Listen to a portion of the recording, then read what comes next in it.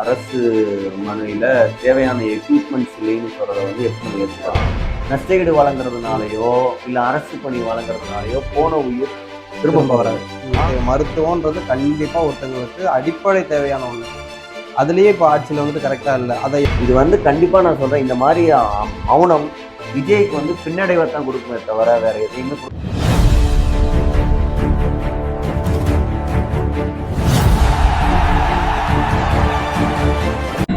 வணக்கம். திருச்சி இப்போ கவர்மெண்ட் ஹாஸ்பிட்டல்ல இப்போ ஒரு பிரச்சனை. அதாவது ஒரு பொண்ணுக்கு சரியான இப்போ ஆப்ரேஷன்ல சரியான எக்யூப்மெண்ட் எதுவுமே இல்லாம சிகிச்சை நடந்திருக்குது. அதனால இப்போ ஒரு பொண்ணோட உயிர் போயிருக்குது. அதை பத்தி நீங்க என்ன நினைக்கிறீங்க? இது வந்து பார்த்தீங்கன்னா, இதெல்லாம் கேள்விப்படும் போது தான் ரொம்ப கேவலமாக இருக்குது. அதாவது ஒரு அரசு மனையில் தேவையான எக்யூப்மெண்ட்ஸ் இல்லைன்னு சொல்கிறத வந்து எப்படி நம்ம ஏற்றுக்கிறது? அதான் என்ன சொல்கிறாங்க, உலகத்தரம் வாய்ந்த மெடிக்கல் தரம் எங்கள்கிட்ட இருக்குது, எல்லாமே இருக்குன்னு சொல்கிறவங்க இப்போ அந்த ஒரு முறையான சிகிச்சை அளிக்க கூட முடியாமல் அரசு அப்போ இவ்வளவு நாள் அங்கே உள்ள ஆப்ரேஷன் நடந்திருக்குது. அப்போ எந்த ஒரு இதுவும் இல்லாமல் இவங்க அப்படிதான் பண்ணிட்டு இருந்திருக்கிறாங்களா? எந்த ஒரு இல்லை, இந்த மாதிரி நடக்க போகும்போது தான் மக்கள் வந்து அரசு மருத்துவமனை போக பயப்படுறாங்க. அவங்க என்னன்னா கூட ஒரு 10,000 செலவானான்னு பரவாயில்ல, தனியாருக்கு போயிடலாம்னு நினைக்கிறாங்க. ஆனால் தனியார்லேயும் தவறு நடக்காமலாம் இல்லை, தவறு வந்து நடக்கும். ஆனால் என்னன்னா உயிர் சம்பந்தமான விஷயத்துல வந்து யாரா இருந்தாலும் கொஞ்சம் கவனம் செலுத்தி இருக்கணும்னு நான் சொல்றேன். இப்போ அவங்களோட இறந்தவங்களோட தங்கச்சி உறவின் முறைக்கோ அவங்களுக்கு ஒரு அரசு வேலை கொடுக்கறதா சொல்லியிருக்காங்க. இந்த அரசு வேலை கொடுத்தது வந்து இந்த உயிருக்கு வந்து மதிப்பா நம்ம எடுத்துக்கவே முடியாது. உயிர் வந்து உயிர் தான். இதுதான் போன ஆட்சியிலே இந்த மாதிரி தான் நடந்துட்டு இருக்கு. கண்டிப்பா நஷ்டஈடு வழங்குறதுனாலயோ இல்ல அரசு பணி வழங்குறதுனாலயோ போன உயிர் திரும்ப வராது.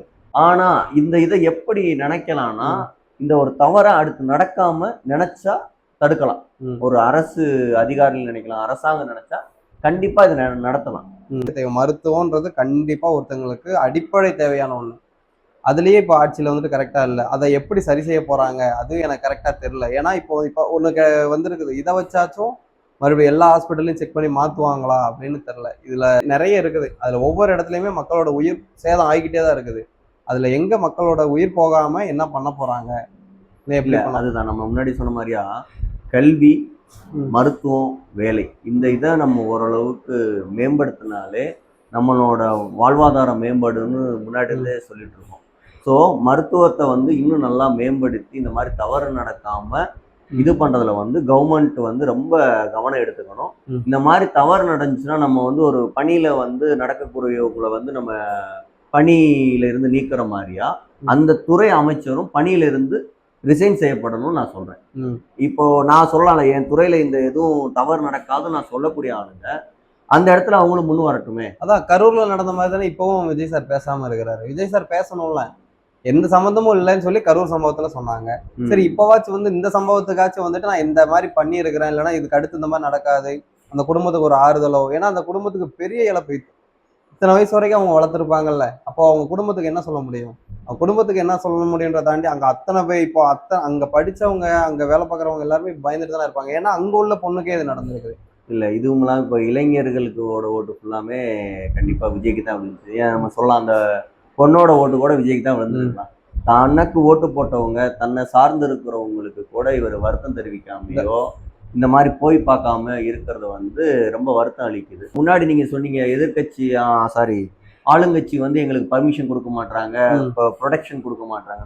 இப்போ ஆளுங்கட்சியே நீங்க தானே. நீங்க நினைச்சா கண்டிப்பா போகலாம். அதாவது முன்னாடி தான் வெளியில இருந்துக்கிட்டு குறை சொல்லிக்கிட்டு இருந்தோம். இப்போ உங்களோட இதுக்கு வந்து மௌனமாவே இருந்துட்டா நம்ம வந்து அதான் சொல்லுவாங்க, பூனை கண்ணை முடிச்சா உலகமே இருந்துச்சுன்னு நினைக்கிற மாதிரியா, இப்போ நம்ம அமைதியா இருந்துட்டா அவங்களும் அமைதியா இருந்துருவாங்கன்னு நினைக்கவே கூடாது. இது வந்து கண்டிப்பா நான் சொல்றேன், இந்த மாதிரி மௌனம் விஜய்க்கு வந்து பின்னடைவை தான் கொடுக்குமே தவிர வேற எதையுமே கொடுக்க போறதா நான் சொல்றேன். இதுக்கு அதான் முன்னாடி இந்த ஒரு படத்துல கூட சொல்லியிருப்பாங்க, ஆட்டோ கண்ணாடி திருப்ப இந்த ஆட்டோ ஸ்டார்ட் ஆயிரும்னு. அதான் இப்பவும் இதுக்கு காரணமும் டிஎம்கேன்னு சொல்லிட்டு இருக்கிறத விட்டு இல்ல, முன்னாடி சொல்லுவாங்கல்ல, இதுக்கு வந்து பாத்தீங்கன்னா இப்போ இந்த நியூஸ் சென்சேஷன்லாம் போயிட்டு இருக்குன்னா வேற ஏதாவது ஒரு நியூஸ்ல வந்து சென்சேஷனை மாத்துவாங்க, டைவர்ட் பண்ணுவாங்க மக்களை.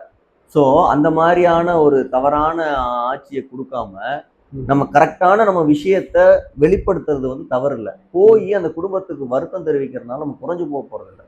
ஏன்னா இப்ப இந்த கரூர்ல நடந்த சம்பவம் பாத்தீங்கன்னா வந்து விஜய்க்கு வந்து பெரிய பின்னடைவாகவும் இவன் அவ்வளவுதான் அரசியல் இல்லைன்னு நினைச்சு. ஆனா அந்த கரூர் மக்கள் வந்து இவருக்கு வாய்ப்பு கொடுத்துருக்காங்கல்ல.